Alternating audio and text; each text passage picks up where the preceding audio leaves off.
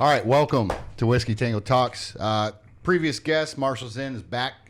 The reason why we wanted to bring you back, you've had a lot fucking going on. Right. A lot going on. And pardon my French if I cussed her in, because I know you're filming for your documentary too, but this is Whisky Tango Talks, how we roll. So You would be surprised, or you would not be surprised how much curse words are in the documentary. So the second guest to Mr. Zinn's left here is Casey Grant. Casey Grant is Zinn's filmographer. What do you go as? Videographer, I guess. Yeah, kind of his. Yeah. I think it's a dual role in there, like Yes. producer, videographer. Yeah, welcome to travel Robbie's companion. Yeah. Like, Welcome to Robbie's world. Right, right. Sometimes we spoon at night. and it's- no, we kidding. don't. We don't. Actually, He sleeps Robbie? really heavy.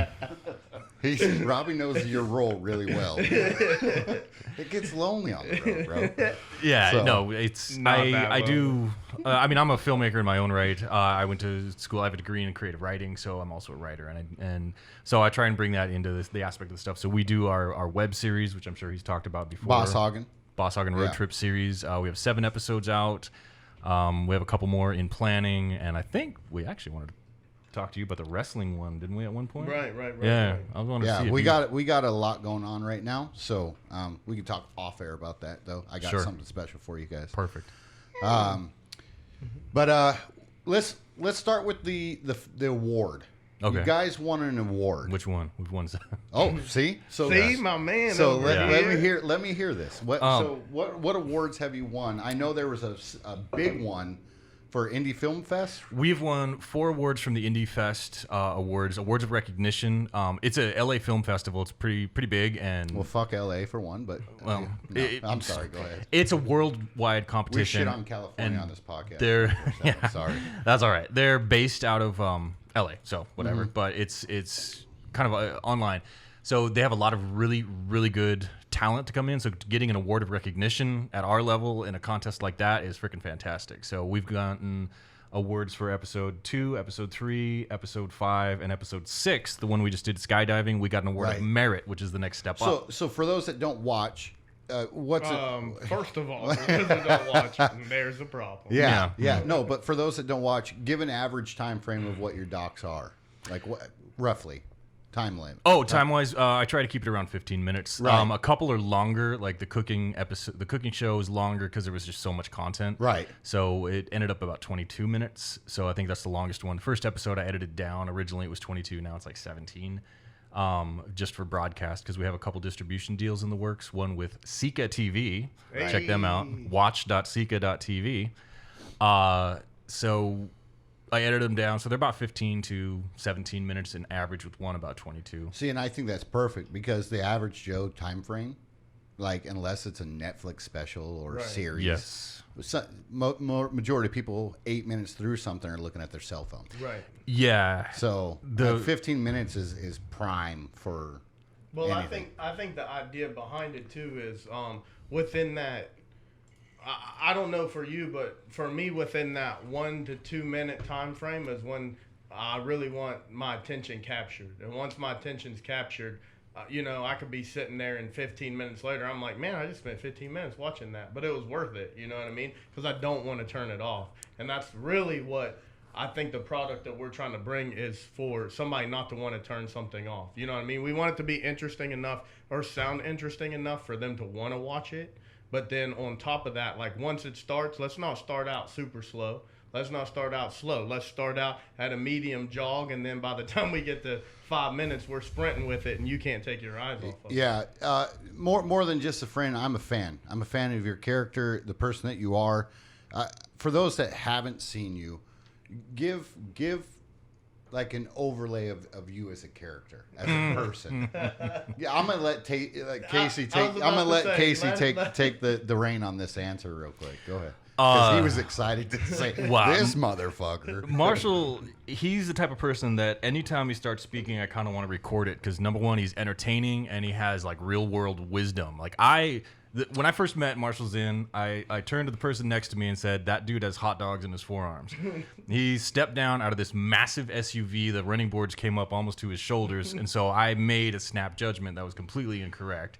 Yeah. And then I can see that. I really, and I'll admit it. Sorry, man, but That's cool, I've man. come around. But then I was forced to take a ride across the desert with him to Oracle, and this dude has stories, and like I said, this guy is perfect for on camera, and the way what you see on camera is what he is in real life. Like he doesn't put on a character. Yeah. He just is. Yeah. Dynamic, entertaining, caring, and all that stuff. So I had made a comment, Rob, I don't remember what it was. I think it was just a sidebar conversation we were having prior to a podcast starting. But I said, oh, you got to meet Marshall. Like, you know, he's just this kind of guy that sucks the testosterone out of the room. Like, the motherfucker, when he's in the room, it doesn't matter who else is alpha. He's the show. And Robbie goes, it's kind of like when you're around. And I was like, yeah, until he comes around. And it's just funny to me because, like I like I said, more than a friend, I'm a fan. Thank you, man. I appreciate it. And it's one of those things that if you're not watching a show, like, give it a try. Give it a try. You're a charismatic, funny motherfucker, dude. Like, well, I love appreciate it. Yeah. I think if you're not watching the show, okay, so originally when we started it, we started working together just through small things, very small things, for sponsors and things like that. And then it got to the point where we were like, hey, let's do like this documentary. So we started this documentary that was kind of just, it was just training and... Yeah, so I can take this one. So my original attempt at a documentary, I wanted it to be about the sacrifice that the strongmen go through, because hearing him talk about it, it's amazing, like what you go through to be a amateur athlete in this sport. And so I went around with him and I filmed a lot of stuff, and it was great footage, but there was no story. It was just really hard to cut something together because there was no story. Well, the story is do you have your pro card yet? No. That was the story. That was the story. And then, which is still bullshit in my opinion. You've won now 2 South Africa Arnold Classics. 2 Arnold Classics. But the deeper I get into it, kind of the story was going to shift anyway, because the deeper we got into it, I said to him, I'm like, damn, bro, I don't even want my pro card. I get to do one show that I don't get to do as an amateur, right? And that's America's Strongest Man. And then I'm like, I'm getting to do everything. I'm getting to do pro AM shows. I'm getting to travel all over the world. I'm getting good invites. I'm going places that 90% of these dudes aren't going, right? And I get to go there and I get to do what I do as, you know, a top, I would say, you know, as a top amateur athlete or whatever. I don't even want to put labels on it at this point, because it's just one of those things where I'm just out there, I'm traveling, I'm having fun. Now things are starting to make money, and now they're making money, so they're making sense. You're not just throwing money at stuff. If I may. Right. If I may. I think your future in this business is being a promoter. I really can see you being an ambassador for this sport, being a promoter for this sport. You have the personality, the backing, the people that would go out of their way to help you with this. Right.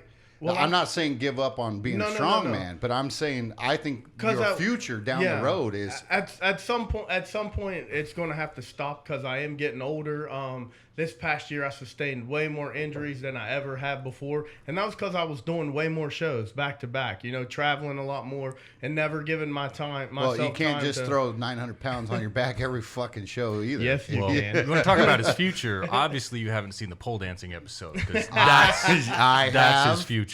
I have, and he is not flexible. By the way, just the basis for our show is not strongman. We basically take a strongman and put him into situations he is not comfortable. We did goat yoga. We did he told me pole dancing. We did skydiving. We went to the skydiving story is the one I can't wait to hear.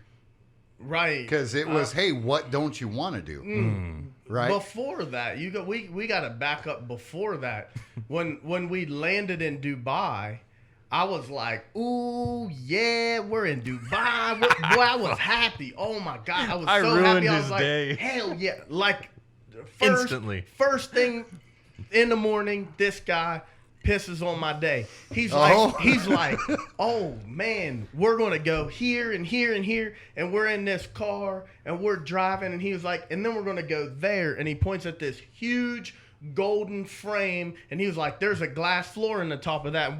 And immediately my mind shifts to them people over in China where they were walking across the bridge, and the guys crying, crawling on the ground. I'm like, no, I don't want to do that. Don't they have like that bridge too, where certain ones you step on, yeah, it looks like and they cracking? have that in Dubai too on the other side, and. It was when he told me that, I was like, nope, I'm not doing that. I'm not doing that. But he literally every other sentence. I had probably 30 minutes of clips of just me pointing at him going, "You ready to go up in the frame?" He's like, "Listen, God, man. bro. Listen. I was now listen, so we're sick not doing to that." my stomach. Like I was so sick and didn't want to do it. He was like, "Well, we got to get some footage while we're out." Like, he's like, "Well, we got to get some footage while we're out here." And we seen this little Hello Kitty cash grab thing, and he was like, "Well, there's a candy store and there's Hello Kitty, so let's get some footage here." And I'm thinking in my mind, are you really kidding me? We go all the way to Dubai, and the only thing we're gonna do is grab some Hello Kitty cash out of this wind machine and win some candy. And he did guilt me, and so in my mind I was like, "Oh," I said, "Hey, gotta do something special. We'll go at the end of the day. We'll go at the end of the day. We'll go." And we ended up going, and it was nighttime. Yeah. And in my mind, I'm thinking, well, because it's night, it'll be a little bit better. No. I love some of my arguments with him. We're so illogical on camera. I'm saying, yeah, it's nighttime. It won't look real. It won't look real. It'll look like a picture. It was really real. Yeah, the lights are a little bit smaller. Real. Yeah. It won't even look real, man. How many floors was it? Oh, God. I don't even know. It wasn't even 20 stories up or something? Oh, that was... No, it was... I don't even know. It was gigantic. Here's a fishing story. Well, it was gigantic. In Dubai, isn't that like the world's largest tower? Is that the one you're talking about? No. He would never do that. No. That's actually... I did try to go up in that, and apparently it's a private residential tower. You can't just go in as a tourist. Oh. Yeah, you had to invite. Yeah. Yeah, so we did. That was my plan. That got shit on. Yeah. But it wasn't as...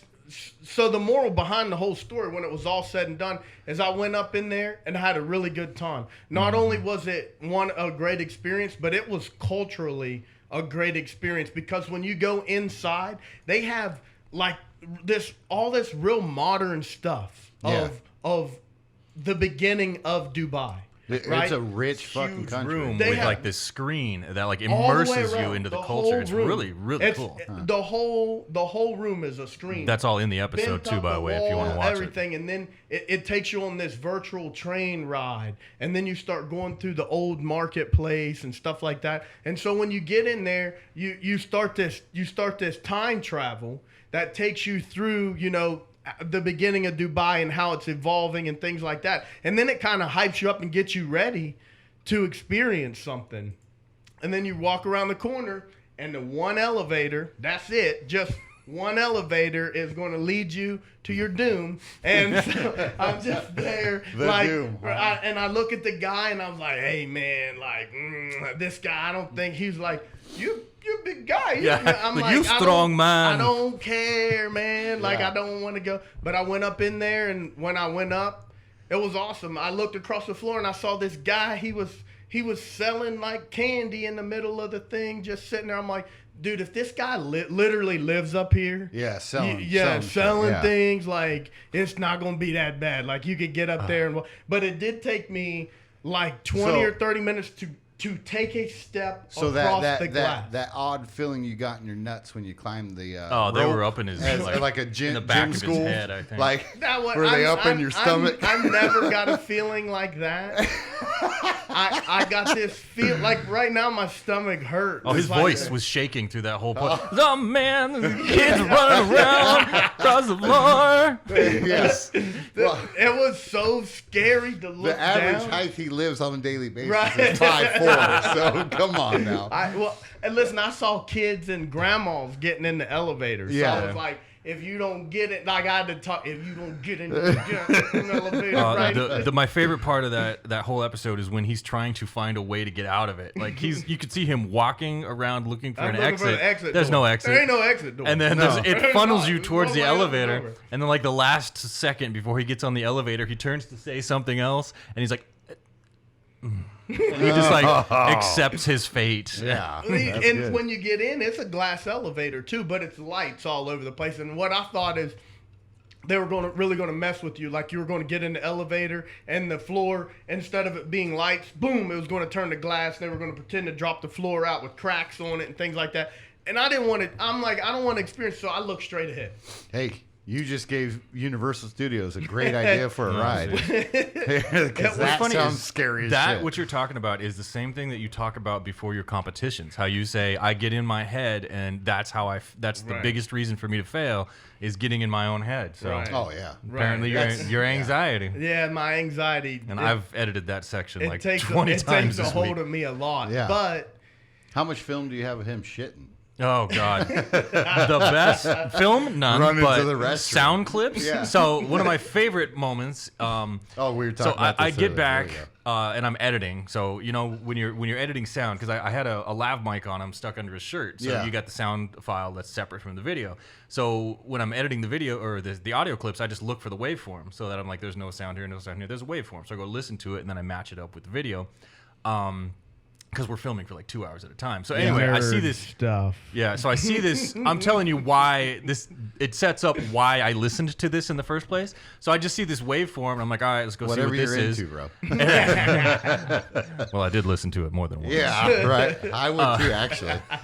So, so I see this waveform, and I'm like, what is this? And so I go to the waveform, I play it, and I hear, doom. Listen, Oh my picking up sound from the stall over. Yeah, No, it was in the hotel where there was one toilet in the bathroom. You can't get out of that Hey, one. Mark it was the time Indian, down so on this think one. about- Yeah. Think about Indian food, right? Yeah. Think about a dude who has bad Think anxiety, about Indian who's in food. another All right. country, and who does not eat Indian food. Yeah, how was the So- curry, by the Spices, way? man, Good. listen, I was. But we have a rule: turn off your lav mic before Right. you go in the bathroom. Now, No, we could actually use that for Yeah. a good intro to the podcast. Yeah, seriously. and the great thing was it was an empty bathroom, so it had a nice echo to it. Oh, Yeah, that was a great thing. Yeah. jeez, man, that's awesome. So, skydiving, how'd that happen? How'd you talk him into that shit? That wasn't me, to be honest. So Oh, the first thing I told him was, hey man, there's like a couple things that I won't do, and one of them is skydiving.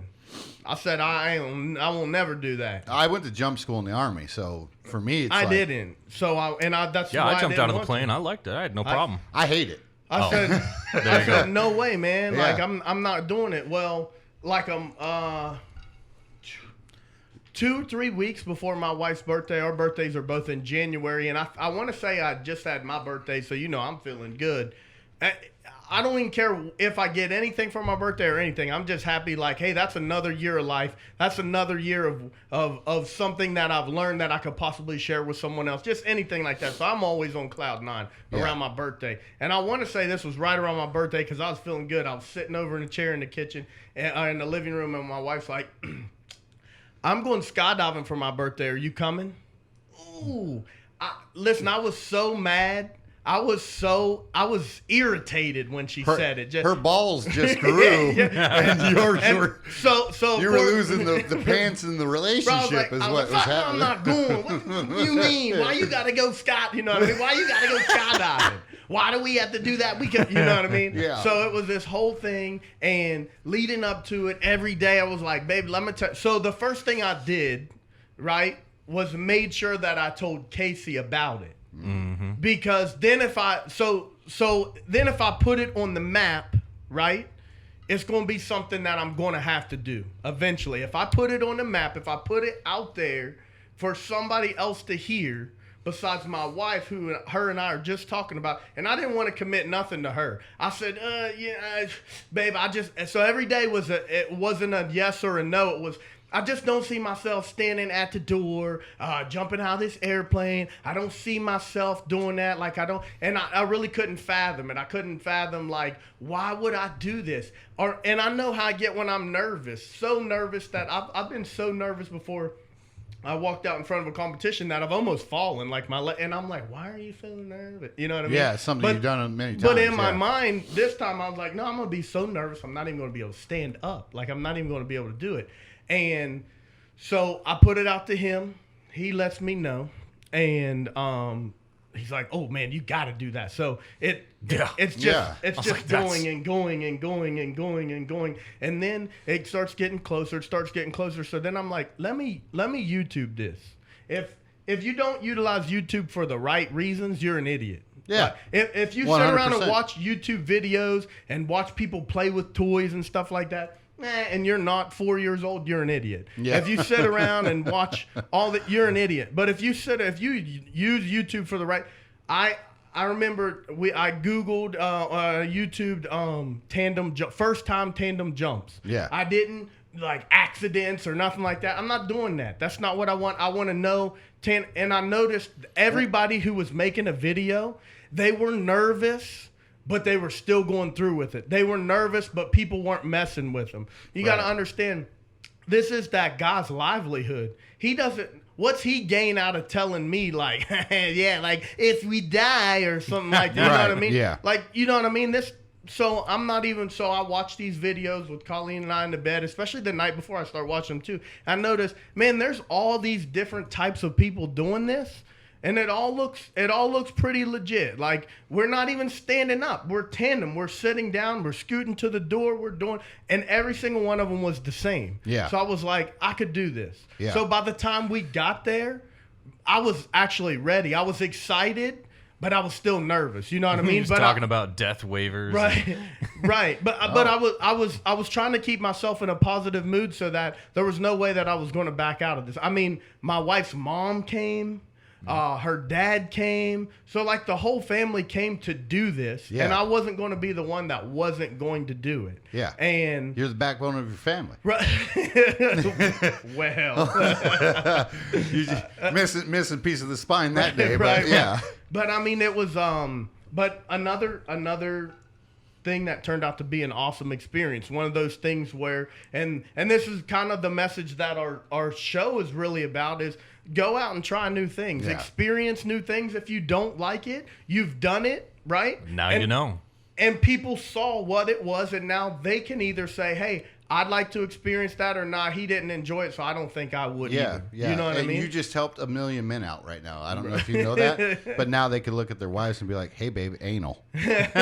Because they said try it. Right, no. There you go. Once in your life. So we also try to get more people involved so that there's different points of view. Like Dubai, obviously we couldn't because, I mean, we tried to bring in some other people like goat yoga. We took a lot of people. Yeah, he hated it, but everybody else loved it. No, and we had this conversation the other day when we were working out at his place, and which, by the way, thank you, appreciate it. Oh yeah. But no, the whole goat thing kind of took me for a surprise because he's like, I'm terrified of little things, and it's like, what?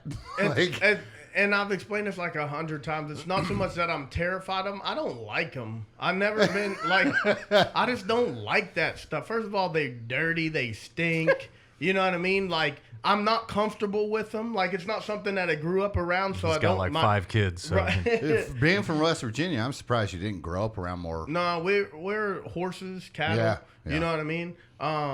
I'm not. A little closer to the mic, please. I'm not. That I doesn't don't mean like talk little quieter. Sorry. Yeah. I don't like little stuff, and one of the reasons I don't like little stuff is I'm really afraid I'm going to hurt it. Okay. And it's not like I'm this big. It's like when I do stuff, I grab a hold of things. You know what I mean? I'm just used to grabbing stuff all the time, grabbing, pulling, grabbing, right? So when I see a little tiny baby, even a little tiny baby, and they say, "Oh, I'm comfortable with little babies." Right, I've got 4 kids. I'm comfortable with holding. I'm comfortable with. And I have one. Someone handed him a baby in India to take pictures with. Oh yeah, That was the first time. right. Like, Damn. They were like, "Please, please, please." I was like, okay." I have that in here. President of India, huh? I was like, that guy just handed me a baby. Right. Yeah, right. So it when it comes to little animals, I'm really afraid, and little things. I'm afraid, number one, that I'm going to hurt it, but number two, I'm not comfortable with how to handle it. So and I don't like things crawling on me. And they were pissing and shitting all over the place. And I wonder if they've ever had any incidents where they has pissed or shit on somebody. yeah, they were doing it to us. Put on his shoe.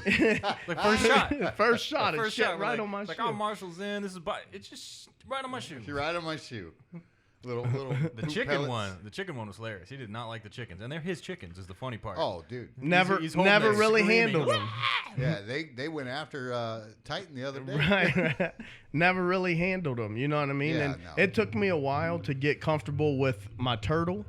And I have a big tortoise, African ciscata, and it took me a while to get comfortable enough. Like, I'd pick it up, but that was because it had a hard shell. But like, it took me a while to be able to touch it and to be able to know, like, hey, how I need to take care of it properly so that, you know, the sun's not tearing it up and things like that. Yeah. So it's just about a comfort level with me, and that's really what the show's about, like taking me out of my comfort zone. It's not so much things I don't like. It's more comfort zone, and then some things are comfort zone and, like, I just hate it. I don't.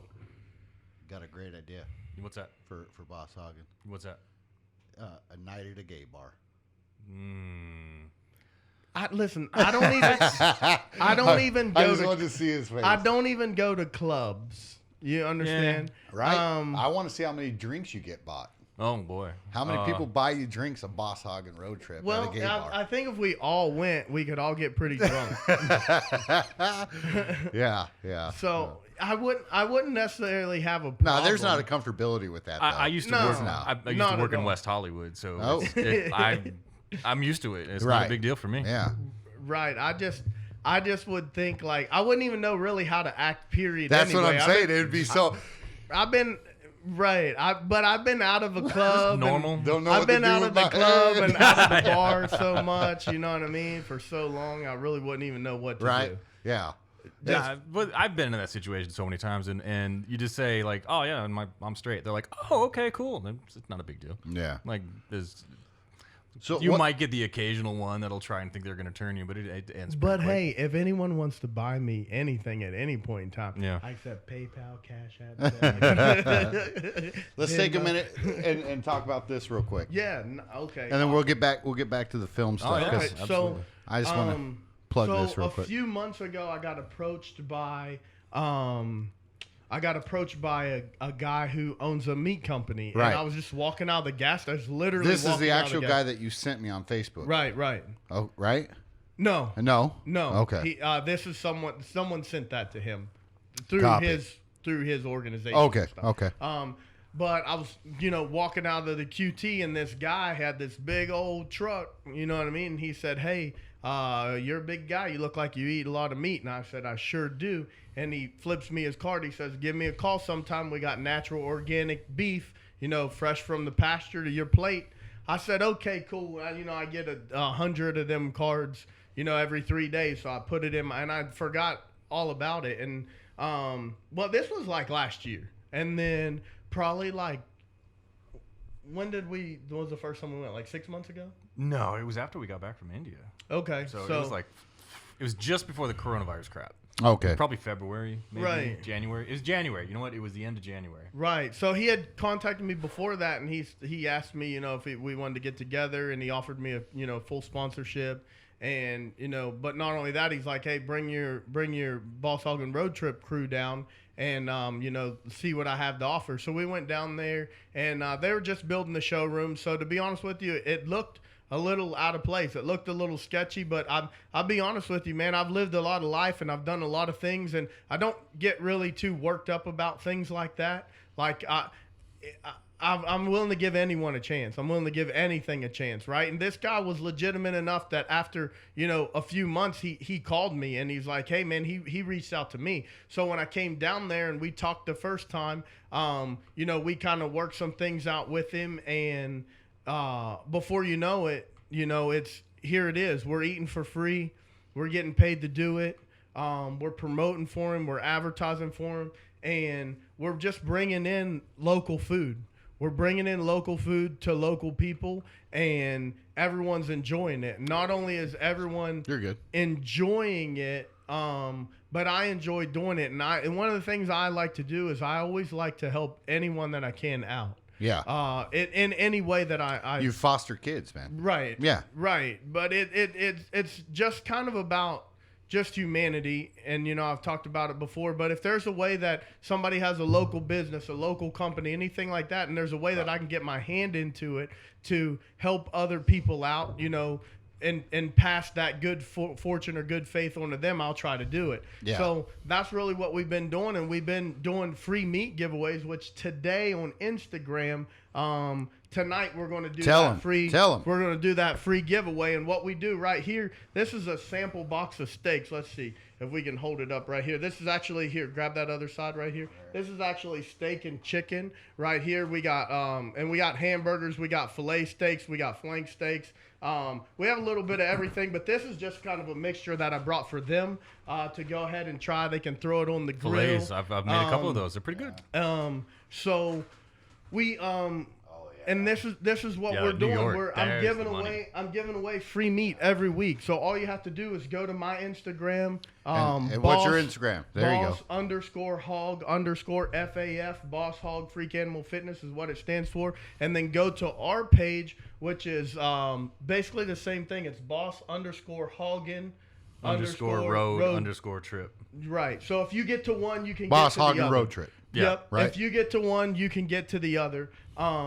And you know, I do these things where if you go and you like his page, right? You like someone else's page, you like Sika TV who sponsors us, you like the meat company's page, and just throw me out two names. Throw me out two names of people that you know might come in and buy some of this meat, right? And then we just put it in a random lottery, and every week we draw it out. We started with 2 times a week. Now we're going to every week because we're giving out a little bit more meat, which is totally fine. Right. And which is what we want to do, is give meat to you so that you can like it, you can want it, you can tell your friend about it, and then everybody, before you know it, is buying meat. But not only are we buying meat, but we're eating for free, because with my code, right, you can get free meat.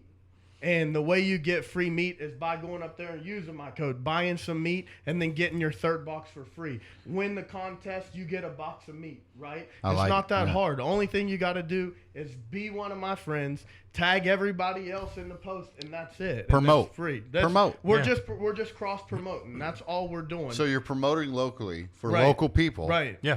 It just makes sense. Exactly, and Yeah. that's why I have us on Facebook Live right now, is because we need to draw the crowd that's over from Facebook over to Instagram, because we want to get more people involved. Right. If you want to go look it up, it's a Longevity Life Pack. Yeah, I was just about to ask. Thank Right. you. Yep. Yeah. www.longevitylifepack.com. Well, hey, I like it. So this is the life pack, and like I said, not only is he paying our bills, but we're paying his bills too, and everybody can get free food, right? Everybody can get free meat, and everybody has the opportunity to get paid while doing the same thing. All you have to do is contact me, contact them, and just be part of our giveaways. And then the other, you know, we got. But I got a ton of sponsors, and if I got sponsors, then we got sponsors. Our road trip series got sponsors. You know, we got Plug-In now. We got Rockwell. We have Metallurgency, which I'm wearing this right now. Matter of fact, in the next 2 weeks, I'd say the next month. And the next month, if you're looking at this, we're probably going to give this away. This is my one-off brass. It's a brass pendant, so it's made from sterling silver with spent brass in it. So if you don't know what spent brass is, it's fired off rounds, you know, from American Soldier. They go and collect the brass rounds, and then they melt them down and they put them in the jewelry. It's a veteran-owned company. Yeah, that's dope. Yeah. It's a veteran-owned company. So what this is right now, this is a 45-pound iron plate, and these are rounds in it. You got the rear sight aperture in it, and you got clasp holding it up. I was wondering what that was, because from here I couldn't tell. Right but here? I see it now. Right here? No, in the front. Yeah. yeah. The sight. The sight. Yeah. Right, that's the rear side aperture in the middle. So it's got 2 of some of my most favorite things in it. I say some I'm kind of jealous. I can't lie. I like that. Right. Yeah. And so what we're going to be doing is we're going to be giving some of these away. and we're going to do more drawings and things like that, and we're going to be giving some of these away. Again, all you got to do is you got to spend a little bit of money, and I'm going to tell you the best. I can't even get one, and I do commercials for metallurgency. Here's the best way to do anything. What metallurgency is offering right now is they actually have a podcast too. Yes, yeah. Right? It's called Fob Freedom, and what they're doing is I believe it's every Friday they have a podcast, but they have a free giveaway on it. Yeah. It doesn't matter right now. Who runs the podcast? Brittany and Paul O'Keefe. If you want, have them come on here too. Right. We'll cross sponsor each other. For sure. And he might be watching. They might be watching. But the one thing that I want to encourage people to do is we want to spend money and bring money back into the community. Yes. Right? We want to spend the money that we're spending and keep it here on American soil. That's what we want to do. And all these sponsors that I have, they are right here. All these sponsors are either local or they're in America, right? Yeah. I have no problem with overseas, but right now let's spend our money in our own country. I have a lot of problems with overseas, to be honest. Well, we don't need to go into politics, but I'm telling you right now. But with this whole COVID-19 thing, I'm glad you're bringing this up because it just goes to show that America needs to bring American-made products back. Right, and that's what I'm getting at. I don't think anyone disagrees with that. With all of this stuff that's happening, right? Okay. You're right. I would be surprised. That's happening. We're not if we stop outsourcing things, we can take care of ourselves. Oh, right, dude. And so one of the ways that we're going to take care Texas of ourselves, itself could take care of itself. Right. One of the ways that we're going to take care of ourselves is if you go to my Instagram and any one of my sponsors on there, it doesn't even have to be a veteran-run company. Any one of my sponsors on there, you want to buy anything from them, anything at all. Yeah. You buy it, you get the receipt, and you turn it into metallurgency. You can even give it to me. Turn it into metallurgency, and your name gets put in a drawing. Every week, they're giving away a free silver dog tag. So a pendant on a dog tag. So just spend money locally. Spend money in America. Spend money through one of my sponsors. Spend money.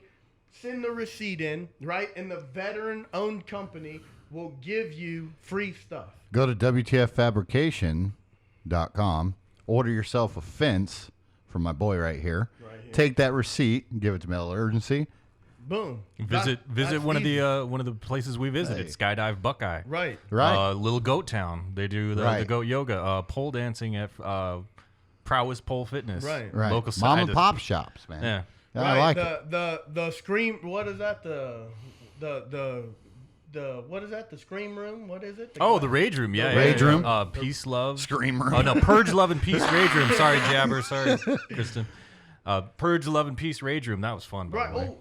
Even right here. This. Yeah. What is this? This is another dude right here. He's local. Right here. This company, Fly Lane Mattresses, right? Mm-hmm. Brand new mattresses, manufactured in Phoenix, manufactured right at the warehouse. I deliver for him on Saturdays. Right. It's and he asked me, with all this going on, this is how we market. This is how we're networking right here, right? COVID-19. Hold that up again. Hold that up. I'll hold it for you. Shuts down the gyms, right? Okay. So when it shuts down the gyms, I open my gym up. I say, hey, listen, we'll bring small groups in because it's a small gym. We'll clean after every group. Come in. You guys are more than welcome to do that, right? This guy shows up. One of my friends' boyfriends. Right. This guy shows up. He notices that I have a truck and a trailer. He says, hey, man, would you like to deliver for me anytime to make some extra money? I say, yeah. I'll do some stuff. I got the weekends free. So I deliver for him every Saturday. These are affordable mattresses. Everybody knows that when you get into pillow tops, memory foams, you're $1,200, $1,500, $2,000 into a mattress. We're not in here throwing commercials, but I have to say something. I got to say something. I'm looking at this right now. Pillow top California King, $279. Eastern King, $279. Queen, $249. Full, $219. And a twin, $169. Let me tell you this. Memory foam. Go ahead. I overloaded the truck yesterday, right? I had one king size pillow top mattress on my truck in Avondale. Okay. I put it on the thing. $218. That mattress went down over $100 because I overloaded the truck. I just want to sell it. We just want to get rid of it. Gotcha. You know what I mean? Like, let's get rid of. People will spend, no matter how much money you have or how down and out you are, people will spend their last money on a mattress because they need to sleep well to get up in the morning, Yeah. go to work, make more money. Yeah, That's all there is to it. I'm actually impressed by some of these prices. It's pretty impressive. Like memory foam, $3.99 for a king, $3.69 for a queen. Like you have Sealy Posturpedic. Like there's some good fucking deals here. Like I said, locally, we're doing stuff. We're helping each other out. We're paying each other's bills. And if anybody has a business out there and they want to get involved with us and want us to try to do some stuff. So who's the owner of this? His name's Casey. Okay. And it's Fly Lane Mattresses. Okay, Fly Lane. Not this Casey. Different Casey. No, not that His name's Casey. Casey Day. All right. Well. So and I'll post some stuff on my Facebook page about it. But those are just two people. And that's the one I met at your place, right? Right. Yeah. Right. Yeah, good guy. These are just companies that I want to plug because these people are really helping out. They're helping. Not only are they helping out the community, but they're helping us out. And if they get to help me out, that means I get to help you out. And that's the biggest thing. And that's really what I think I'm here for. And all of this life journey and everything like that, just being able to work with him, it's being able to connect me a little bit more and saying, hey man, this might be the purpose that you're here. It's not really about you, but because you're where you're at and what you're doing, you're kind of getting on this platform where you can help other people out. Yeah. And when you get put on a platform, you can do the right thing with it or you can do the wrong thing with it. And as long as you can get out there and continue to do the right thing, I believe that good things will continue to happen for you and the people around you. Just surround yourself with positive people. You know what I mean? Yeah. Oh, for sure. This type of passion, he Yeah. has that about everything in life. This is Oh, why, yeah, yeah. this is. Well, I'm just saying, this is why I thought he should be on camera because he is that passionate about every aspect of his life, everybody else's life, other people's life. Like he gets involved in my life, he gets that passionate about it. So. That's like a genuine preaching, person. You're preaching to the choir. Trust me, I know. But the people that don't know are hearing it. So that's why yeah. I'm saying it. Yeah, I know love you it. know it. I know you might know it. I know you know it. But Oh yeah, he's top 5 of our favorite podcasts ever. So yeah, so he's yeah. So that's why we've had some good ones. I think he comes across well on camera. So we followed him to India. Yeah. No, I did. Yeah. We're gonna highlight Casey here for a minute. Yeah, because please I want to. Please do it, and we might. No, these are good. They don't have to put these in a freezer for another 30 minutes. We're fine. Yeah. So one of the things, because like we said, we talked about earlier, we tried to film a documentary. There was no story, but then he mentioned going to India, and immediately, if I thought there's a built-in hero's journey right there. If you know anything about writing, about story structure, which that can be a little bit of a controversial issue. Like I have a degree in creative writing focused on fiction, so I've had to study these things. Hero's journey is kind of like Joseph Campbell monomyth type thing, where it's the basic story structure for a journey from the beginning all the way around through. Do you know who that is? Joseph I'm Campbell? just listening. Hey, because this meathead was lost right there. But Joseph who? Joseph Campbell. Okay. He's done. He's written books, and I'm trying to think of where to start with this because there's No, you're good. documentaries about him. I didn't people mean to have made cut you films off, but about I it. was like, I don't know if I know that. And Yeah, it's just I about just story listen. structure. The only reason I'm mentioning it is this journey good had a whiskey. basic hero's journey built into it, which is where you start in the normal world, which would be here. You travel through, you go through all the trials. There's a contest. There's something to go through, and then you return to the normal world which in the hero's journey there's with the elixir, which is something learned or something gained that you come back with. Okay. Yeah, and so then there's different parts of it. It's not a requirement for story writing, but it's kind of like these are points that most stories have. Right. This attracted me because this story kind of had all those points built into it, just with our travel, with being there, with the contest. So we went to India. Culture shock. Culture shock, to say the least. Don't want to cut you off again, but prior to Marshall and the travel, how much traveling have you done? Not as much as him. That's Not for sure. not like that though. No, Okay. No, so that's it was the a culture longest. shock for you as well. Yes, it was very much culture shock. Okay. Yeah, it really was. Because you go there, the traffic there is like the second we stepped off the plane, it's a completely different world. Yeah, but the U.S. is the cause for pollution, right? Sorry. Okay, let's show you our first couple All of right. moments here. What's that? Where's he at? I got it. There you go. Our first couple moments in India, and then All right. actually he talks about. Let's see, where do we start here? So for those that are listening, Casey's pulling up the trip from his documentary. I lost the candle apparently. So while he's pulling it up, we traveled.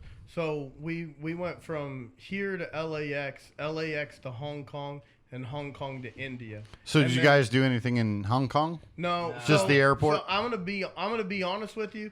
I want to say that this COVID-19 was already a thing over prevalent in Hong Kong. Yeah, Actually put that in there. Because everyone over there, not only everybody over there wears masks anyway, but everybody in the airport had on a mask, and they had intercoms over the loudspeaker that were basically saying, if you feel sick, if you got cold chills, if you got sweats, if you're sneezing, if you're coughing, you need to go to the nearest med station. You need to not touch things. We're taking our temperatures. Taking There was lines of people, and they had these little laser guns. And what date? laser What guns. date was this? This was in 1st of November. Yep. No, 1st of December. It was like the end of November, 1st of December. Yep. Yeah. Well, I think it was here prevalent in the U.S. in November. Oh yeah, It for was. sure. But Yeah, it was there was I would think definitely so. some Yeah. there was definitely something more than what is normal for over there going on over there right there, because it was almost like it would look I bad. put that in here too. Good. I skipped over it for this, but there's a shot where we're on the train and he's saying, "Man, they're talking about wearing masks and sickness," and he's like, "I'm not touching anything in I this didn't train." touch the pole on the train. I was holding myself up. You Yeah. know them speed trains. I was holding myself up. I wouldn't touch the pole. It was, because they were just kept announcing it. It wasn't like one time. No, it was in every constant. language, over and over and over again. You know what I mean? Yeah. So it was weird. But go ahead with the. So this is when we first landed in India. If you want to see it. Yeah, you're good. Go ahead.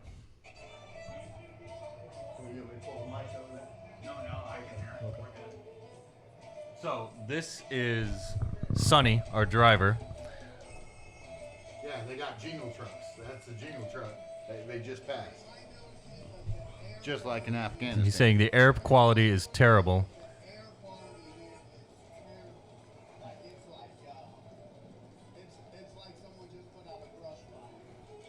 You can see how bad the air quality is. Yeah, you can see the fog, the haze. Yeah. So that's like pollution, not Right. fog, not Right. nope, it's pollution. And They don't have any it was regulations almost on- it was almost like you were trying to peel the air open as you walked out of the airport. That's how it immediately got real heavy on you, and it was like, oh, and you could almost feel like you could take your fingers and hands and separate it apart. It was bad. Like Wow. it was really bad. And by the time we left, Kind of like humidity in Georgia. right. It was Yeah. thick. It was thick, but it was not only thick, but you could actually see it, and that's what made it worse. Yeah. You know? And by the time we left over there, I almost didn't want to do any shooting in Dubai because my face was so messed up. Like I had skin hanging off my face. Like it was Like pilled? yeah, but it wasn't like it was because it was hot or it was like it had just the pollution had damaged my skin so bad. Wow. So bad. Yeah, and then this was on our way from the airport. Watch this traffic. Oh, so he's talking about the contest. The prize for the contest is like $1,400, and I'm asking him, how much was your plane ticket? $1,400. Yeah. So if you win this contest, you get your plane ticket paid for. Right. That's so. And then they're saying like, I'm just here to prove a point. I'm here to try the food. So anyway, what I wanted you to see is coming up here in a minute. Yeah, like What? Hang on. Okay. There's a part of the traffic. And like I said, it's midnight. Bro, it's midnight. Here, this part right here. Watch this. This is normal. Yeah, those are jingle trucks. You think- No, just this is our driver going between two like semi trucks. You could literally reach your hand out and you wouldn't even have to fully extend it before you touched the truck. That was every. And he's just laughing. He's just 'cause like, huh, huh. it ain't nothing It's to him, normal. but we're like, oh shit, Sonny, Yeah. you're gonna kill, and he's just laughing.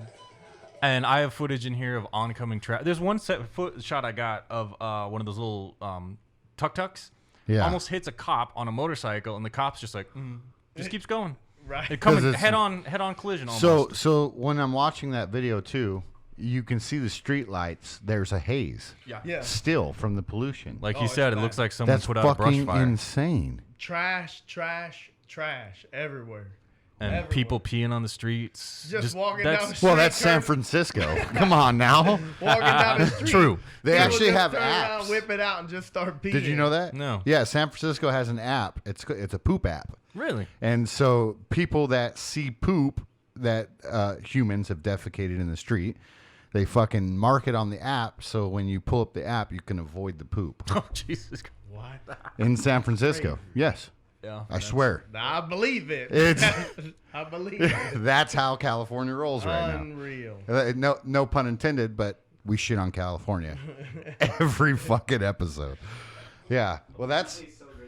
So Casey, what is your end goal with Boss Hoggin Road Trip and the documentary overall with Marshall? Like what do you want to see from it other than exponentially getting this man recognized and noticed for what he does? Well, honestly, I'm an entertainer by nature, so Okay. I just want to entertain. Anything above and beyond that we're working towards is great. Like I don't. Okay. Let's back up because it just popped in my head. I know Casey through our old job. Yeah. Okay, rite of passage. Casey, you worked with kids for how long, or do you still work with I kids? still work You're there. still I've at been there ROP. 13 years. 13 years, okay, and you've I've since moved on, but I was there for 10 years. 10 years, and I I did left in March. and I did 7. So, just kudos to you to continue to work with kids, even I in that still work with environment. kids, but I just know you do. I know you not do. there. Just not there. But just kudos to you. It's just a testament to who you are as a person. And you say you're an entertainer, but you're also a caretaker. Yeah, and teacher. Yeah, exactly. So go ahead. Sorry, didn't mean to get you off. Yeah, no worries. Okay, give me praise, Yeah, I'll take right. it. Yeah. Hey, yeah. Ow, man. Yeah. No, so I'm an entertainer by nature. So my goal for this would be to have people watch it. I just like making something that's entertaining. Like if we have a possible distribution deal right now that we could get some money for, that's awesome. I would love it. I wouldn't turn it down. Like a dream would be to have it picked up by maybe a network and made into a legitimate series that we could have on, I don't know, True TV or I'm not shooting for like HBO or anything or even Vice or something like that. That would be I fantastic. think Vice would be right up your alley. Yeah. To be honest, I really do. So it's good. Like that would be fantastic, but it is a reality series. A lot of people do the same thing, and that's we're not one in a million. We're one of a million. That type Well, of thing. he's one in a million. He definitely is. And that's this fucking guy. That's Where you got to go. The documentary. First, my first goal with that is to get it done. It's a lot of work. One of those. It's a huge amount of work. It's like putting together a puzzle with no template. You don't know what it's supposed to look like. Right now, you're just doing the border to get the puzzle finished. Yeah. Well, it's also there's no picture. It's kind of like I don't know what I want this to look like when I'm done. So because like I've already done the intro 4 different ways and I haven't liked any of them. So I'm keep redoing it. So it's just kind of you got to get it done, and at some point you have to be like, all right, this is good enough. Or Okay, but that's where creativity meets function, right? Yes. So maybe an outside source. Yeah, as soon as I get a cut done, I'm gonna have him watch it. I have my wife watch it, and then I would have somebody that doesn't know anything about it watch it. Yes, I'm gonna do the same thing. Yeah. No. Yeah. Screen testing. Yeah, Yes. exactly. Yeah. Yeah. You do that. I mean, that's part of it. You get critique. Like I've been critiqued so much in my life, the negative feedback doesn't bother me. I actually welcome it. Yeah, no, So- it's criticism. Yeah. Right. And if you can't take it as criticism, Yeah. it becomes negative feedback. Yeah. In Not your only that- mind. Not yeah. only that, but I don't think you're ever going to go anywhere. No, I've been an artist know? in so many different fields. Like I went to school for animation. I've been in drawing. I was an actor. I've been a musician. I've done like all aspects of entertainment. And if you can't I'm a writer, and the first book I wrote was horrible. And you spend so much of your time, and then you read it, and you think it's the greatest thing ever, and then somebody reads it, and like, dude, this is not good. And you got to step back and go, oh. Yeah, I guess you're right. It's not good. So then you got to keep going. So that one I shelved. I'll never let anybody ever read it again. But it's still, I did it. Then you move on. Same thing with this. I'll do it. I'll let people watch it, like you said. Get my constructive criticism. Make changes. Take it with a smile. So with the documentary, give me Give me a time limit of what you're shooting for in length. Length? Oh, well, 2 hours is too long. I mean, I don't think so. It's an adventure. So that's the thing. The reason why I don't think 2 hours is too long is because you're start to finish with him. Yes. Right? Yeah. And as he develops, you have to develop this documentary. Character development. And it's time consuming. You're taking multiple angles, multiple trips. It's the process behind what it takes to create something that you're doing. And might I add, on your guys' own dime. Yeah. This isn't something that somebody's fucking sponsoring or putting money behind. This is independent work. This is independent production. This is independent fucking film. This is fucking fantastic. Right. And if I can interject right there, it seems like perfect timing to talk about Sika TV because we got a distribution deal with this company called Sika TV. Right. That's exactly what they do is they take filmmakers like me and all the independents who want to make a series and their passion projects, and they put them up there. So there's science fiction, there's reality, there's cooking shows, there's scripted shows, there's all kinds of stuff. So if you haven't checked out something like that, and these are filmmakers that just want to do it just to be entertainers. They're not making any money, they're funding it themselves. There's something for everybody. Like there's a show on there called Beyond the Usual. This girl, she goes down to the Caribbean islands and like Puerto Rico, and she filmed after the hurricane, and it looks like it should be on National Geographic Channel, but it's not. It's on Sika TV. So and then like that's corporation. That's what the fuck that is. Yeah, it is. So I'm proud to be a part of it. But if you want to check something out that you've never seen before, go to watch.sika.tv and support them. It's free. There's no membership required. And then you support us too at the same time. And end plug. No, I fucking love it, dude. Yeah. I think it's tremendous what you guys have done, and in hindsight, we're not trying to copy what you do, but we want to be a production company ourselves, not just a podcast. Yeah. And through me getting back into pro wrestling and everything and doing that, it's like we're taking trips. Why aren't we recording these trips? Right. Why aren't we doing something more with it? You know what I'm saying? Yeah. There's a series on Sika TV called Bastards that it follows two pro amateur wrestlers, but they're in like God, where are they? Saudi Arabia or something. It's It's in the Middle East. That's crazy. It's called Bastards, and it's actually really well done. And it follows these two pro wrestler team. See, and what we did, for those that don't know, we just did a series on actual Salt Lake. Like, we went to Salt Lake, and when I say Salt Lake, what's the first thing that comes to your mind? Utah Mormons. Bam! Right, Mormons, bro. We got. I would be right. I was going to say multiple wives, but I didn't want to jump right in. And it's crazy. We got there, and literally, there's like one street that separates conservative Mormons to like liberalism. Really? To the 110th degree. Like, we went to this bar, first bar we went to, right? Walk in, I asked this guy for a whiskey menu, right? Hands me the menu. I turn back. There's a 6'6", 280-pound transsexual.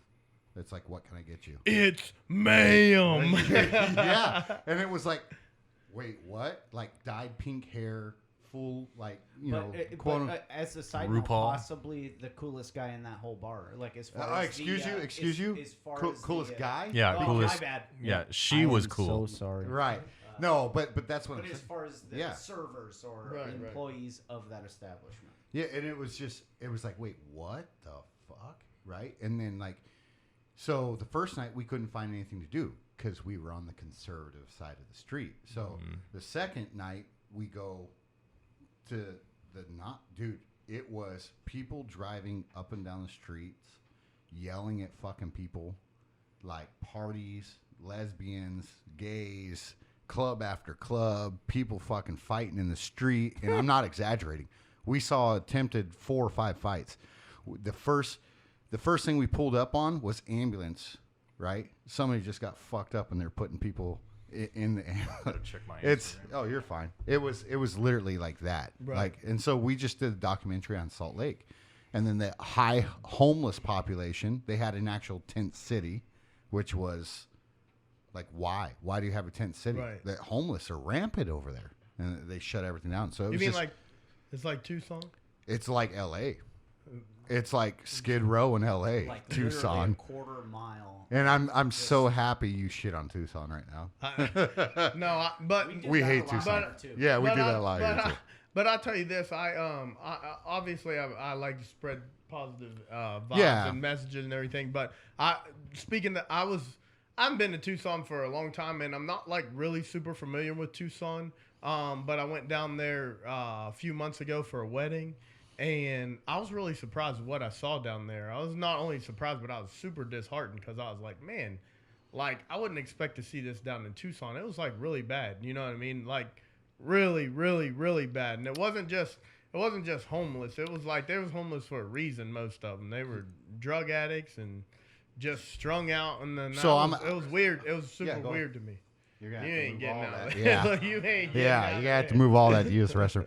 No, but real quick, because you were in the military, right? Right. And I look at Tucson, even though it's not a base, Tucson is like the city outside of the base. Right. Because you have the border. Right. So it's like you deal with all the issues from the border, and then Yeah. Tucson's right there. So it literally is the armpit of Arizona. Yeah, it's right. pretty bad. It's kind of sad. Yeah. Goddamn dogs. Yeah, man, that just that was it was a downer. Yeah, moving out of there. Yeah, so moving forward, kind of some of the things that we have going, that probably the next big event that I have going / we have going. Casey's not going to be able to go to the Ukraine with me, but if all of this, if all of this, travel bans are lifted and things like that, I was supposed to be in the Ukraine. What's this month? I was supposed to be in the Ukraine at the beginning of May. So I had like a 6-month travel tour that I was doing for Strongman, and I got invited to a few different things, and I was going to be doing that. Well, everything either got canceled or pushed back, and I was actually supposed to be in Norway July 24th. We were going there for FIFA, which is Power Week to Norwegians. That's what it's called. So we were going to be in Norway for Power Week. We were heading from Norway up to Sweden, and I was going to take, my wife with me, my kids. Rios and his family were going to go with us. Of course he was, that bastard. Right. We were going to hit Norway, then head up to Sweden, Denmark area, and then head over to France and possibly do some other things. There was a SCL World Championship over in Finland. We were thinking about, having the family drive back, and then we were going to that. So more competitions back to back. And I wasn't healed completely, which is why, everything happens for a reason, but I wasn't. Now I'm healed and things are starting to move along, which is great, because in hindsight, I wish that I would have taken a little bit of time from the world's strongest man to the SCL Worlds, and I wouldn't have gone in there with a bad injury. And then that injury led to the other injury that I had at the Arnold Classic at the beginning of March, going into that. So all of that got moved around and got canceled, or got canceled, and now Casey's not going to be able to go with me, but we're going to the Ukraine July 24th. So we'll be there for the Ultimate Strongman World Championships on the 24th. And then in September 5th, Boss Hoggin Road Trip Series is presenting Arizona Strength Games. I got asked by the CEO of the World Strength Games to, which is kind of a newer organization, to put on a direct qualifier to host from Arizona, a direct qualifier to the World Strength Games, which is in Utah. So that's huge. It is huge. And so what part of we're Utah? doing, so it's in I can't believe I forget this right now, but I will think of it. I will think of it. World Strength It's Games. the World Strength Games, and so Rob, just Google that. World Strength Games Utah. Google it real quick. Yeah. I have a direct qualifier for the 2021 Strength Games. And so what we're going to be doing there is it's going to be Labor Day weekend. It's September 5th. and we're going to be putting this on out here in South Phoenix. We're working with a couple different people and organizations to do it. And it's just going to be a big thing. It's going to be a big event where we're trying to get as many local businesses out there as we can. And if you guys want to come out there, so the Rogue Interview Show is coming out there, and they're doing a live podcast. You guys can come out there and set up a booth and do a live podcast as well. And what it is after each event, after each thing, we're having these small businesses get a 2 to 5 minute time slot on your show, which will be live on Facebook, and they get to promote their business. You get to talk to them. You get to ask them about things. When athletes are done, especially if we have younger athletes who are kids and stuff, when they're done, they get to come to you guys, and you get to ask them a question, 2 questions. They get to kind of plug themselves and, hey, how long you been in this sport? You did really good out there. What did you just win, or how did you do in this event? Something like that. And that's I already know my question. Right. What do you think about transgenders in sports? That's the logical. In sports? I'm being dead serious. I think that's a great question, That is a good especially for question. people that compete in sports. It is a great question, but let's save that for the adults. But I'm being dead serious, though. Like it is for the adults, yes. Right. Yeah. Right. But so what we're having in there is we're not only having of that, but we're having, so the day before we want to do like a foster day. Yeah. So kids who are in foster homes and everything, they get to come out and they get to have a training day with the coaches. So some of the athletes are going to be out over there letting the kids put their hands on the apparatuses and letting them, have these type of days and stuff like that. So it's not going to be like a heavyweight day or anything like that. We're going to put them through little training sessions. You know what I mean? That's It'll awesome, be a 3 to 4 hour day where they come out there and they just get to touch stuff. They get to understand what we're doing, and they get to want to be involved in it, right? We're going to have some cancer survivors out there doing a run to raise money for for their organizations, what they're doing. We got Flying K's Barbecue. He's going to be out there from the very first road trip series show that we did. Yeah, he let us into his truck. Yeah. He's a veteran, and he's got a veteran-owned company that he gives back to the veterans. So he's going to actually be bringing in all of the food trucks, and they're going to be giving some of their money away to organizations to help veterans. We got Metallurgency coming through to sponsor the prizes with chains. So chains and medallions. So instead of getting medals, these are the type of medals that you're going to be getting. Actual jewelry. Is it better than the certificate you got in India? Right. Way better than You got a certificate? You got a piece of paper. In India. Yeah. You want me to print you up one for this podcast? Let me tell you something though. We'll get you two. I am a firm believer, in all fairness, I won a certificate. I ain't out here looking for a handout. If I would have won something else, I would have been ecstatic about it. But I didn't do what I came out there to do. So I was okay with leaving with a certificate because I left with a lot more than just a certificate, to be honest with you. Yeah. The time we spent together was the real prize. It was right there. The spoon. The spoon. But, those are some of the things. I'm talking to John Marshall out here. He's one of my sponsors.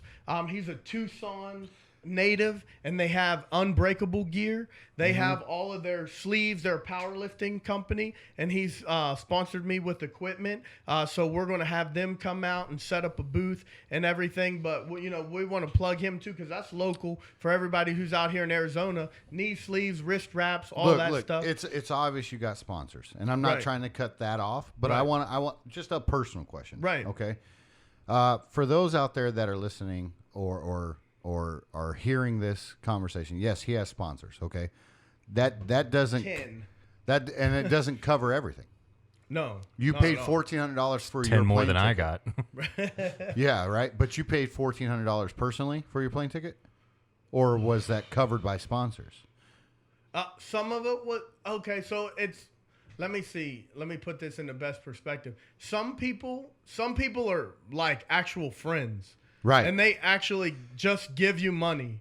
Thank you. People actually just Okay. People just actually give me money and say, hey, man, we love what you're doing. Keep doing what you're doing. Put this towards you and whatever you got going. Right. People do that. There's people out there that do that.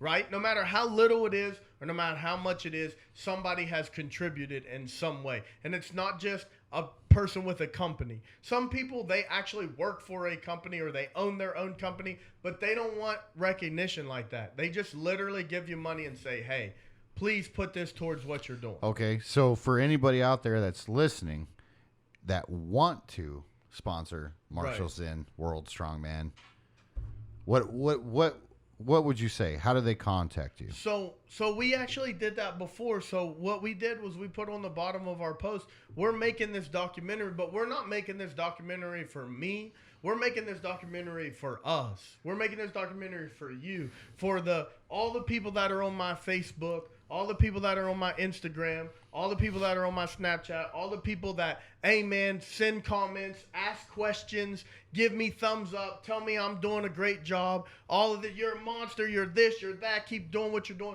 All of those people, those are the people that we're doing this for. I want to say, just interject something else too. This documentary that we're trying to put together here is not about strongman. It's about the journey that he and all amateur athletes go through. It just happens that the vehicle for this is a strongman competition. Yeah, Right. yeah. But his journey is kind of what drives amateur athletes. Is they get to experience life, they get to travel, they have their passion for what they do, and that's what I'm trying to highlight in this. There is strongman in it, yeah. There's definitely plenty of that if you're into the sport. But if you're not into the sport or unfamiliar with it, it still has something for everybody because it is a journey of experience and passion. So that's what I'm trying to get forward in it. All right. So Right. So when we put that out, we said, hey, if anybody wants to sponsor what we're doing, throw any money at us or anything like that. We don't have to do all this elaborate GoFundMe account and all that stuff. There's PayPal, there's Cash App, there's all of that stuff. Zelle and Zelle and whatever anybody sends their money. That's what they're putting it to. That's what, like the meat company and the mattress and all of that stuff and all this local stuff, it's going to find its way back into the money that allows us to travel, the money that allows us to put this stuff together, right? Obviously, the amount of stuff that Casey does for me and for us, it would probably, to be honest with you, and I'm not into you guys' world, technical world, but if you and I are in the same. Right. These two. But yeah. But realistically, when somebody comes to me, Bring that hand down a bit there, buddy. when somebody comes to me and they're like, "Hey man, wow, can you get your dude to do this, this, and this?" I gotta tell him, listen, me and my dude, we work together. He's not really my dude. We're one person. So if you want him to do something, you got to understand how much that's actually going to cost. Yeah. When you break that down to a dollar figure, the Yeah. amount of work that we've actually done together, it would probably take a lifetime to pay that back. It's fucking priceless. Right. It is. It There literally you go. is. It would take a lifetime to pay that back. So the amount of time that you sit in front of the computer to do the editing, that you're not with your family, the amount of time that we're traveling together, right? Yeah. I'm competing, right? We're traveling, but you're shooting. I'm competing, which is hard work, right? But when you know that when you think I'm down on this end, but I'm 55 meters this way, and you got 110 pounds worth of equipment, and you're standing out in 120 degree weather, and you're like, oh shit, I got to get the shot from down here. So then he's got to run down here to down here, and he's doing that all day. Yeah. So when you're doing that all day, and then you're asking him to go home, upload all that stuff onto the external drive. Then after it's on the external drive, he's getting up at 5 o'clock in the morning, and I wake up and I roll over and he's sitting there. Oh man, I got to put this on the computer so that I can, on the external, so that I can dump my memory card, so I got to charge my batteries because we got to do it all again this day. Like that kind of stuff is, it would take a lifetime Dude. to pay that back, and we're still going. Yeah. We're still going. You know what I mean? Dude. Yeah, it's a lot of work. Go ahead. I just said it's a lot of work. That was it. It's not easy. If that makes And sense. I do it at this scale compared to what you guys are. No, No. but that's what But I'm I saying. think It sounds so always- familiar to me. It always Yeah, starts yeah. at this Yeah. scale. That's Yeah. where where it That's- starts, and then even right here is 30 more hours than right here. Does that make sense? It Yeah. makes you understand why production companies have multiple people. When you're trying to do it all yourself, Right. that's a lot of work. So, Yeah. and this is what I want people to understand. So when Sika TV's picking us up, or we're doing trying to work deals with other companies and stuff like that. I need people to understand. And I didn't know this. When you're watching that Netflix stuff, when you're watching those documentaries and all that stuff, you're not watching something that a production company put together. You're watching something that one or two people did. They put it together. Like when he's telling me he's spending weeks on putting subtitles in. Yeah, that's the worst. The company wants that from you because it's good editing and it's already done. Fuck, I didn't even think of subtitles. Oh, dude, if you need to do subtitles, right. I'm good at it now. I had to subtitle 7 episodes.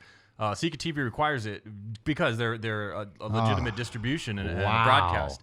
So but the worst part is we're a reality show, right? So it's not scripted. Like scripted shows, they can just take the script and just type it out and then match it up. I have to go through and go, God, what did he just say right there? Yeah. And listen to it 20 times and then type it out. And then there's 3 or 4 people talking at the same time. So I have to either decide to put multiple subtitles or just choose which one's most important. And let me tell you another thing too, which sounds ridiculous, but you got to look at it from like my mom likes to watch everything of mine. My mom shows kids everything of mine. My sister still works with kids, so she shows all the kids where she works all of my stuff. My stepmom is a principal, so she goes to school and shows all her kids. My sister, my brother-in-law. Right. Yeah. Everybody in my family is teachers and they work with kids and I work with kids, right? I want to be able to show people stuff. So I can't necessarily have a whole bunch of cussing out there. Right. Right? It sounds weird, but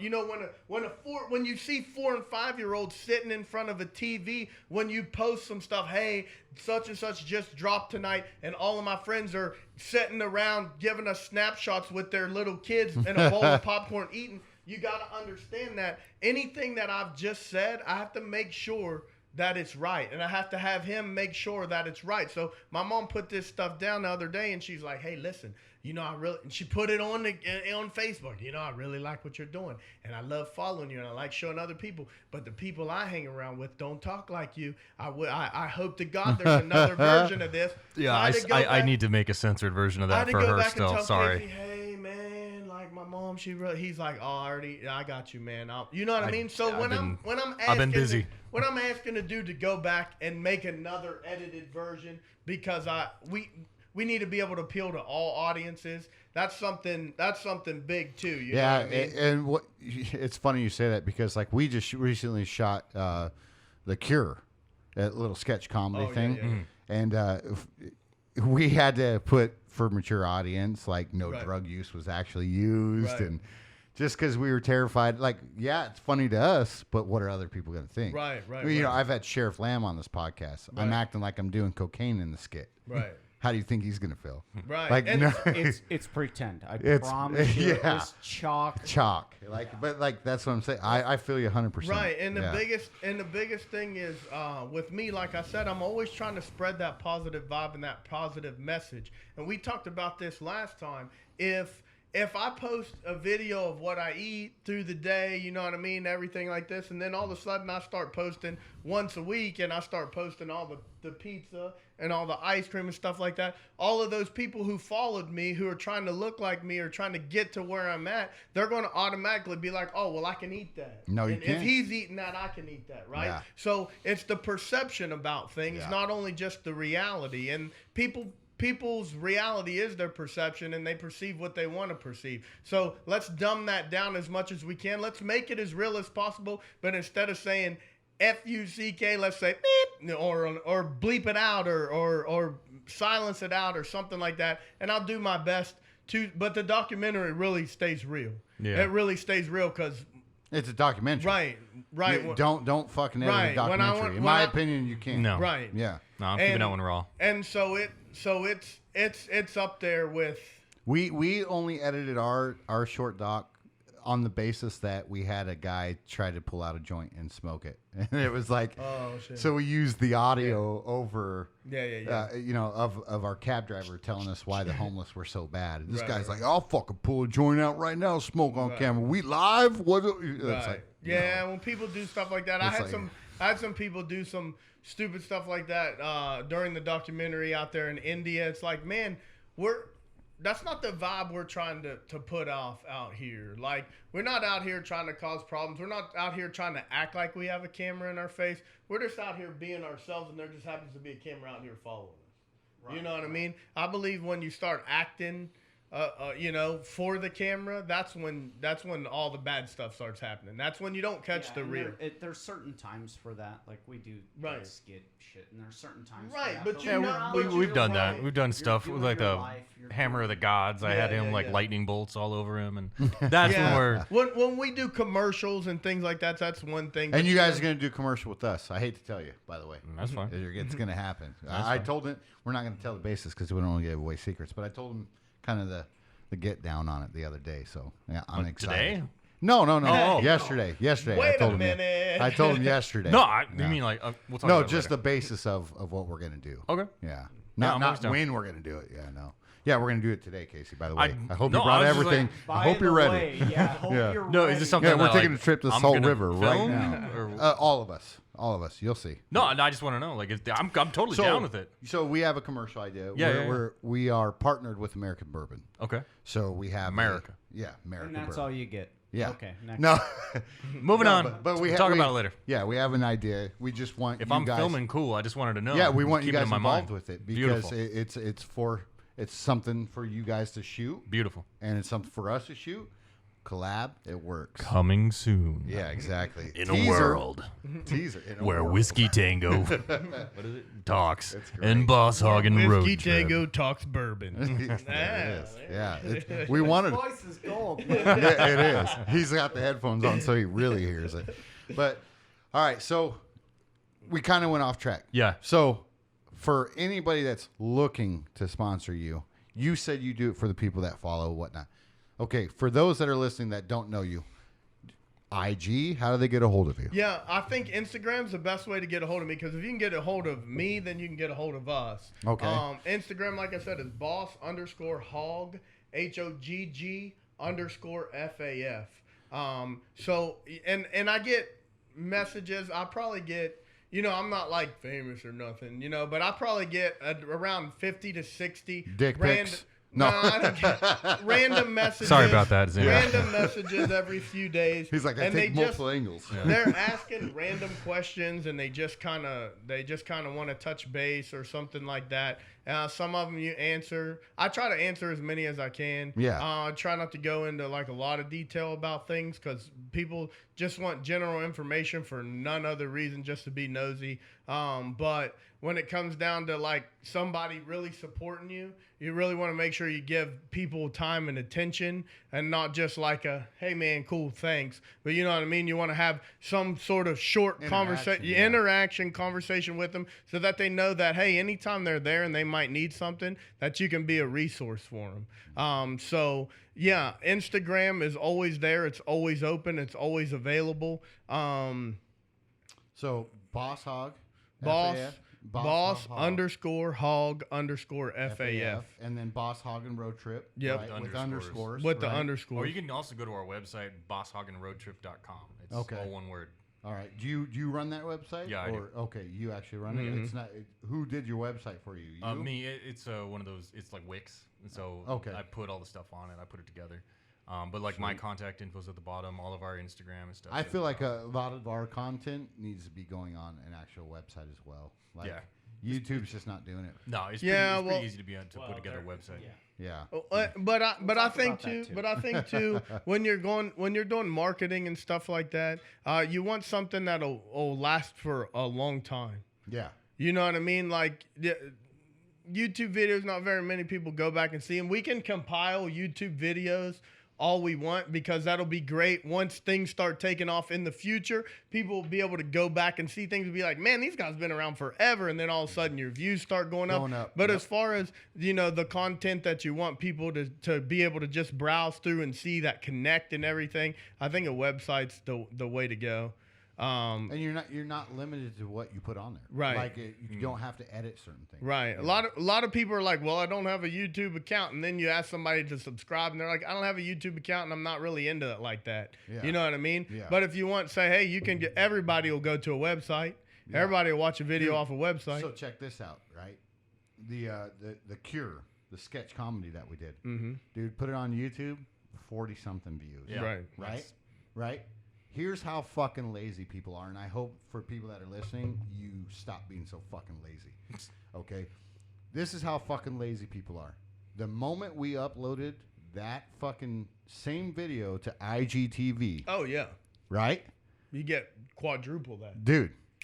Oh, it's exactly what it was. It was quadruple the amounts of views. Right. Because they don't have to exit Instagram on their phone, go to YouTube, search Whisky Tango Talks, and then watch it. And that's when we first started talking, that's what I told him too. Like, that's so lazy. When he sends me something, he has to drop box it because we need, when it goes on Facebook or it needs to go straight to a video. If it goes to the little square with the Instagram or the YouTube link, nobody's going to press that. No. You're not going to get no likes on that. You're not going to get anything. It's crazy. And I hate to be so, I'm not a like chaser or anything like that, but when it comes down to trying to promote your product and you knowing that promotion gets you paid, you have to be able to do the right things, the smart things. You have to be able to post at prime time hours. You have to be able to post great content. You have to be able to have a picture that pulls the audience in. You have to be able to say the right words, and you have to be able to match everything up. You can't, and this is for the young people out there. Yes. If you want people to sponsor you, I've had a ton of young people ask me, especially people on my volleyball team, things like that. If you want people to sponsor you,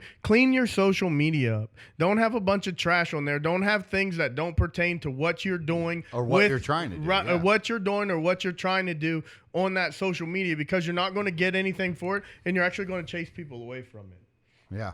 So, and thumbnails, like you said, like what picture pops up is everything. Right. Dude, I don't have tits. Right. I'll be the first to fucking tell you I don't have tits. And for those that know me, no, I don't have tits. The moment I fucking use the thumbnail of the girl that we had in the video, right, it was like all of a sudden views are going wild. Well, it's like, Jesus, dude, is that all it takes? Well, I'll tell you this. First of all, sex sells. Like our number one podcast is our porn star. Right. Well, when I'm posting about the meat company on Instagram, I don't use that as a whole bunch of advertising thing because that's my athletes page. But when I'm posting about the meat company, I got to connect it to it because the meat obviously is one of the things that fuels my body to be able to do the things, right? The food that I put in it. So alongside with that, I have to put a training video or a training picture, right? Yeah. That draws people to it. And then they slide over and they see the meat. But before they slide over, they see that picture and they look down and they start reading it, right? Yeah. And then if you're interested, you slide over, you see that picture, then you're like, damn, there's me. Then you're like, okay, I'm going to do it, right? Right. You get twice as many likes and views on things when it actually pertains to what your page pertains to. My page pertains to me lifting, me being involved in all kinds of stuff. It doesn't have fucking marketing, Batman. It doesn't have other people on it, and it doesn't. And I don't even repost the things that he tags me in for Boss Hoggin Road Trip because it doesn't get the views, it doesn't get the likes, and I'm gonna tell you what that does for your drive. It drives your marketing down. I'll tell you something right now. There's a girl in the UFC right now. Hey, big congratulations to Courtney Castire. Casey won her 125 debut in the UFC last night. Amazing. But there's another girl in the UFC who all of a sudden she quit posting pictures about fighting. She quit posting videos about fighting, and she just started posting stuff about her home life, her body, and stuff like that. Right? I know exactly what you're and what about. It started doing, and the products that what it started doing is it started driving people away, and now it's just bringing negative comments. Mm-hmm. And what it does is it brings people, and they're like, well, just shut up and show your tits or something like that. I quit following her because of it. And I really did. I know exactly who you're talking about. Right. But then you have people who have a nice mix of things on their page, and they from the get-go it has been mixed, and so people understand. Right, so people understand. Hey, they have a home life, right? But they're not out there. But the worst thing you can do is show a picture of your kids and then show a provocative picture 2 posts later. That's literally the worst thing you can do, because now the people that you've drawn me in by just looking at your body. I'm not saying that you're. I'm into health and fitness. I'm saying that this person looked good. So, right. So now I follow them, and then 3 pictures later, you know, they send me something super provocative, and then the next post they post something where they're hanging out with their kid. Your kid has your Instagram? Does your kid see that on your Instagram? Because if they do, you ought to be ashamed of yourself. Yeah. You know what I mean? And 90% of Instagram models, like, I can count the spokes on your bicycle wheel, but I don't know your face. Right. You know, like, Right. So I think for us, that's marketing, a butthole for those that didn't understand. I think marketing is what we have to continue to do, and we have to continue to do it a little bit better. But we're all adults. We're all adults, and we all have this life that we have to do. Dude. Right? We have to work. We have to train. We have to edit the videos. We have to do all this stuff. And on top of that, the last thing I want to do, I never thought I'd be one of those guys sitting at the dinner table taking a picture of my food. I really didn't. But guess what? Yeah. That puts money in my pocket. Guess what? That's paying my bills right now. Yeah. So I'm putting that. I'm videoing me on the grill. I'm videoing me and all my meat selection. I'm taking you killing your fucking body working out every day. Right. And because I want you to understand that without one, there isn't the other. Right. No, I'll say this. I appreciate the grill videos, because then it makes me want to go out and cook that same grill for my kid. Because I'm like, God damn, that looks good. Right. So I go in the freezer, I pull it out. Right. I'm like, fuck yeah. Hey, we're and you know grilling. what? I've been on this big thing lately. You know, I started doing, you know, I wrote a diet plan for, a meal plan for one dude, and then I start tweaking it for other people. But I tell people who don't understand, the number one thing that you need to be doing is eating out of your own kitchen.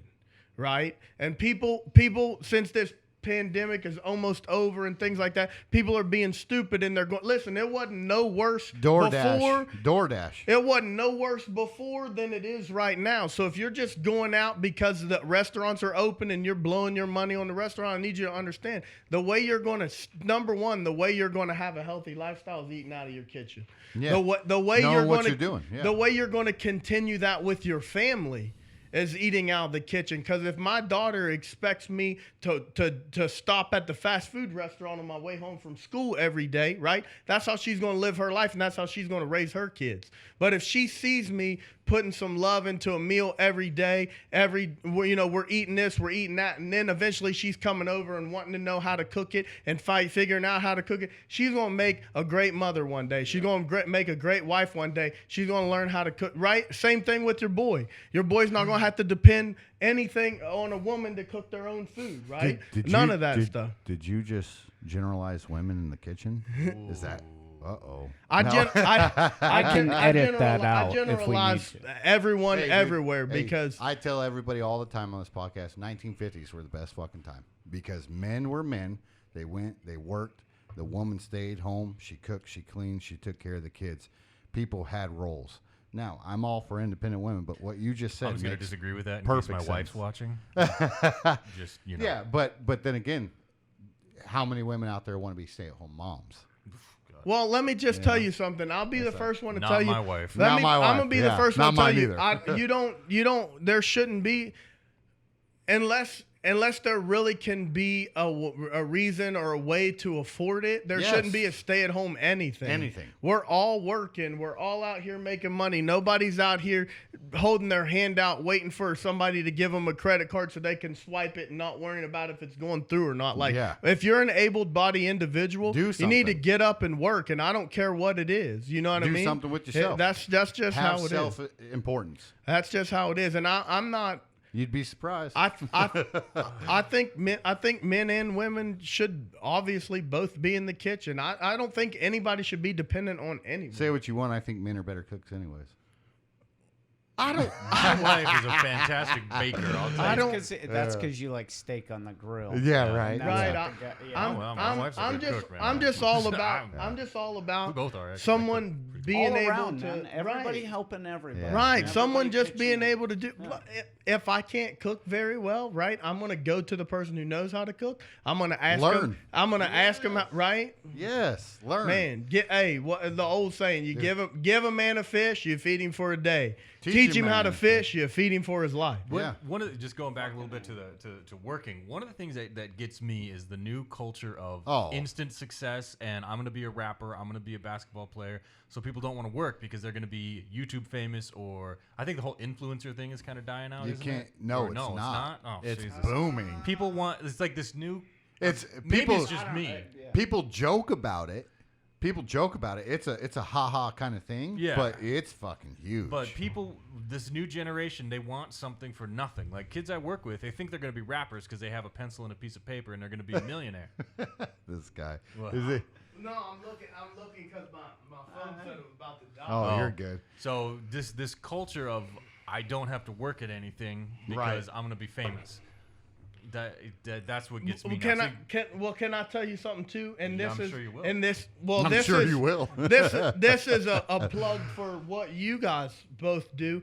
People don't understand. You can't just shoot a YouTube video and throw it up there, Dude. The amount of time that it Some takes people do.